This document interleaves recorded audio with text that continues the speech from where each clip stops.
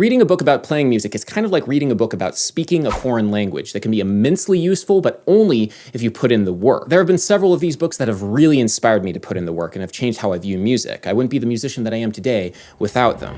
The Advancing Guitarist by Nick Goodrick.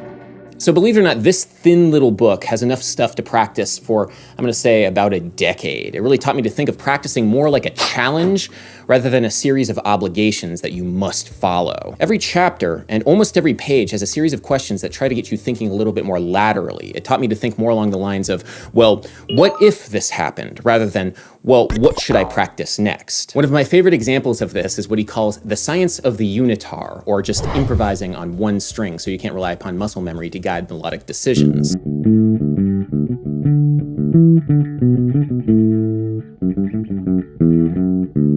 A lot of this book is guitar-based. He spends a lot of time with parsimonious voice leading, or how to get from one chord to the next in the most efficient way on guitar. But there still are a lot of great musical gems that are applicable on any instrument, like this page, for example, on the effective use of space. I first read this book senior year of high school. I wasn't really ready for it at the time, but there was a book that I was ready for. Building Walking Basslines by Ed Friedland.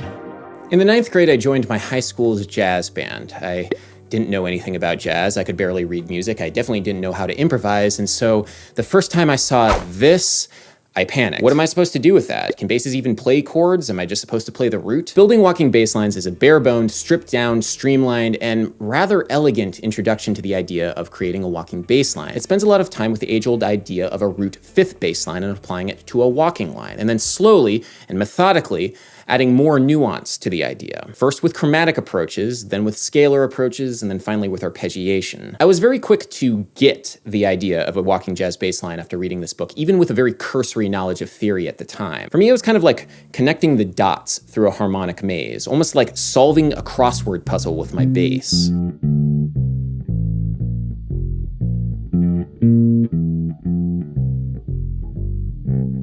This book took a prescriptivist approach to music making, a series of rules that I had to follow, but it was for a goal, walking bass lines, and I achieved that goal by following those rules. A lot of the books that I would read afterwards were also kind of prescriptivist, but my goals didn't really align with them, so I didn't really take much inspiration from them. That is until I read the much more descriptivist book, 20th Century Harmony by Vincent Persichetti.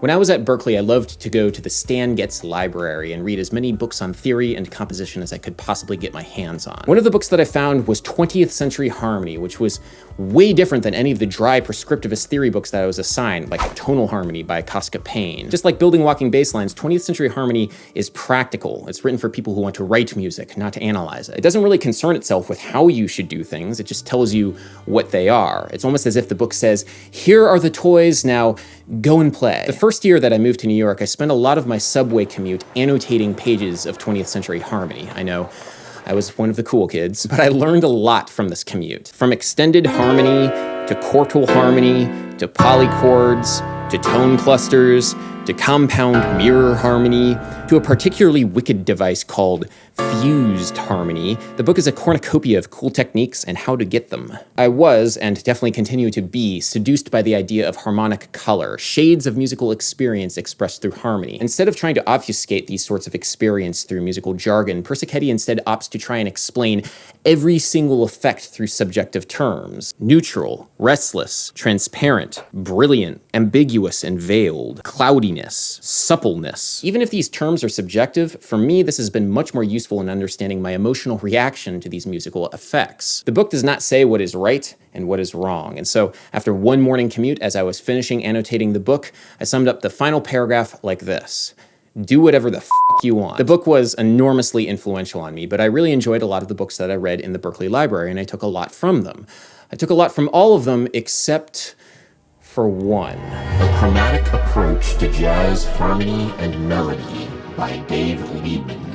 First picking this book off of the shelf was kind of like staring into the abyss. It was written in such clear and concise language, but was so harmonically advanced, I I didn't really know what to do with it. I revisited this book a couple of years later when I did my graduate study at the Manhattan School of Music, and I walked into my first lecture taught by none other than Dave Liebman himself. Dave Liebman is a colossus of jazz saxophone. He played with Miles Davis's band for 5 years in the 70s, and he is quite a character. He talks with a Brooklyn accent so thick that none of the foreign students were able to understand him. Take naps in between them, because you would work 12, 15 hours straight. We studied this book for 2 years, and we were told that we would probably not be able to understand it. We spent the first semester on the first 10 pages alone. It's not so much that the book is hard to understand, it's just that the music that the book is trying to teach you is hard to wrap your head around. It's basically a manifesto on how to sound like Dave Liebman, dense and atonal, but also quite melodic and beautiful. He goes through a bunch of techniques on how to sound out, or what he calls chromatic. He attempts to codify all the different ways that you may superimpose different harmonies on top of one another while you improvise.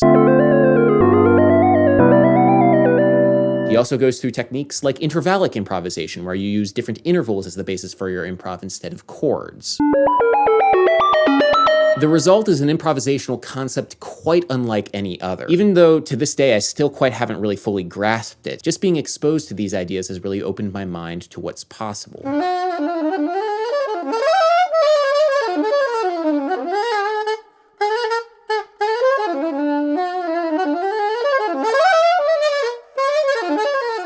When I studied with Liebman, I didn't really get a sense that he was doing this as a vanity project. I think he was really trying to get inside the dissonance in its own terms, not as something cacophonous, but as something crystalline and beautiful.